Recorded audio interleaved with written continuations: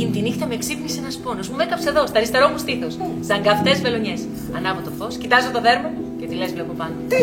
Το τριαντάφυλλο που είχε κεντυμένο στο στήθος του άντρας μου. Το τριαντάφυλλο του Ροζάριο. Σι, πάνω μου, στο στήθος μου, το τριαντάφυλλό του. Και κατάλαβα αμέσως πως είχα πιάσει. Είμαστε μια ομάδα, οι Σκηνοβάτες. Έχουμε μεράκι για το θέατρο. Είναι ένα έργο πάρα πολύ όμορφο, το τριαντάφυλλο στο στήθος. Ένα έργο πολυπαιγμένο, αλλά ένα κλασικό έργο. Αν και είναι το πρώτο εγχείρημά μου φέτος, τολμώ να πω ότι το έχω ευχαριστηθεί πάρα πολύ και έχω ανακαλύψει πράγματα ακόμα και για μένα που δεν ήξερα ότι υπήρχαν μέσα μου. Νομίζω ότι έχω δουλέψει πάρα πολύ αυτή την παράσταση, ίσως σε βαθμό που δεν έχω δουλέψει ποτέ στο παρελθόν. Παίζω και στα 2/3 σχεδόν του έργου.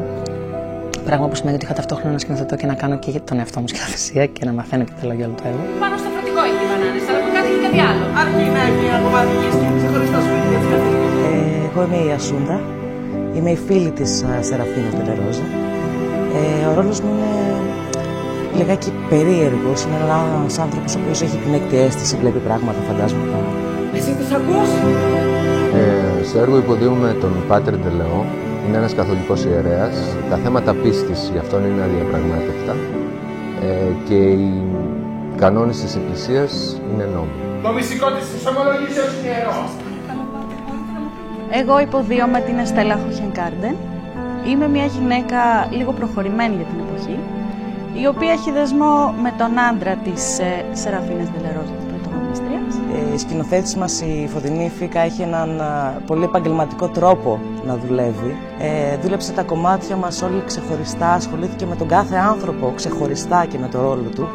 Και είμαστε στο τελευταίο μήνα σε ένα στάδιο που δένουμε όλοι μαζί. Υπάρχει ενθουσιασμός, και αυτό είναι το ωραίο, να υπάρχει ενθουσιασμός και μεταδίδεται.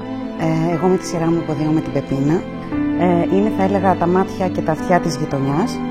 Είναι πανταχού παρούσα και παρακολουθεί από κοντά όλες τις εξελίξεις που διαδραματίζονται στο σπίτι της Σεραφίνα. Ποιος τα ξέρει τα γνωστά γεγονότα? Λασάκερη, στάρε! Σεραφίνα, σε παρακαλώνει! Το κλίμα στις πρόβες ήταν πάρα πολύ ωραίο και τολμώ να πω ότι μετά από τόσο καιρό έχω δεθεί τόσο πολύ με τα παιδιά, γιατί οι πρόβες έχουν κρατήσει γύρω στο 8 μήνο περίπου, που ειλικρινά θα μου λείψουν πάρα πολύ. Εγώ με τη σειρά μου υποδίωμαι τον Τζακ Χάντερ, έναν Αμερικανό ναύτη, ο οποίος είναι ερωτευμένος με την κόρη της Σεραφίνα Τελερόζε και παλεύει ανάμεσα στον έρωτα που έχει για την Ρόζα και στην υπόσχεση που έχει δώσει στη μητέρα της να σεβαστεί την αγνότητά της. Είναι η πρώτη φορά που πραγματικά μου πεθυμίσατε. Πρώτη φορά που πεθυμίσατε τι? Λοιπόν, εγώ κάνω το ρόλο της Miss York, που σε αντίθεση με τους υπόλοιπους ρόλους πρόκειται για μια Αμερικανίδα της δεκαετίας του 50, δασκάλα, πολύ μορφωμένη, πολύ αυστηρή.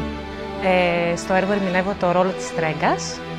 Αποτελώ για την Σεραφίνα, που είναι πρωταγωνίστρια, έναν κακό ιονό, δηλαδή όποτε με βλέπει νομίζει ότι είμαι αγγελιοφόρος κακών ειδήσεων και γι' αυτό υπάρχει μια αντιπαλότητα μεταξύ μας. Η Βιολέτα είναι μία από τις μάλλον η δεύτερη από τις γειτόνισσες της Σεραφίνας Τελερόζε.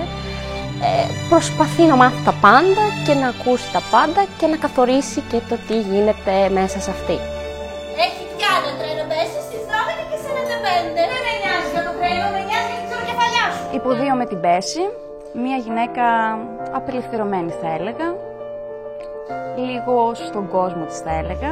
Έλα, πάμε να φύγουμε. Υποδίωμαι το ρόλο της Φλόρας. Η Φλόρα είναι κολλητή φίλη με την Πέση. Είναι ένας εριστικός χαρακτήρας. Εγώ στο έργο κάνω του Ματσακαβάλο. Είμαι ο άνθρωπος που έρχεται την κατάλληλη στιγμή και στο σπίτι βρίσκεται σε επαφή με τη Σεραφίνα. Τα ρόδα, όπως συνηθίζω να τα αποκαλώ, τα παιδιά της ομάδας, είναι παιδιά πάρα πολύ χαρούμενα. Από την πρώτη στιγμή νομίζω ότι με έχει κερδίσει η συνέπειά τους, η υπευθυνότητά τους, ο τρόπος που αγάπησαν αυτό το έργο και νομίζω ότι το αγάπησαν στον ίδιο βαθμό που το αγάπησα και το έχω αγαπήσει και στο παρελθόν και εγώ, από τη σχολή μου ακόμα. Χαίρομαι πάρα πολύ που παίζω σε μια θεατρική ομάδα. Δεν έχω ξαναπαίξει ποτέ σε δράμα, σε δραματικό έργο. Παίζω ένα από τα 3 παιδιά της γειτονιάς. Ο Μπρούνο είναι ένα παιδί που χαμογελάει συνέχεια. Σε όλες τις καταστάσεις, είτε είναι λυπητερές είτε χαρούμενες, χαμογελάει συνέχεια. Στο έργο υποδίωμε την έμπιστη φιλή της Ρόζας, της κόρης της Σεραφίνα. Εύχομαι, η πιο μεγάλη μου ευχή είναι αυτό το αποτέλεσμα να μας δικαιώσει συνολικά όλους, όλη την ομάδα, γιατί ειλικρινά έχουμε προσπαθήσει τα μέγιστα. Νομίζω ότι ο μόνος εχθρός είναι τελικά ο εαυτός μας, σε οτιδήποτε και αν κάνουμε. Το άγχος ίσως των παιδιών που δεν έχουν ξαναπαίξει, ίσως και εμάς των παλιότερων, γιατί ακριβώς συνεργαζόμαστε και με νέα παιδιά μέχρι να δέσει μαγιά, η οποία νομίζω ότι έχει δέσει πραγματικά.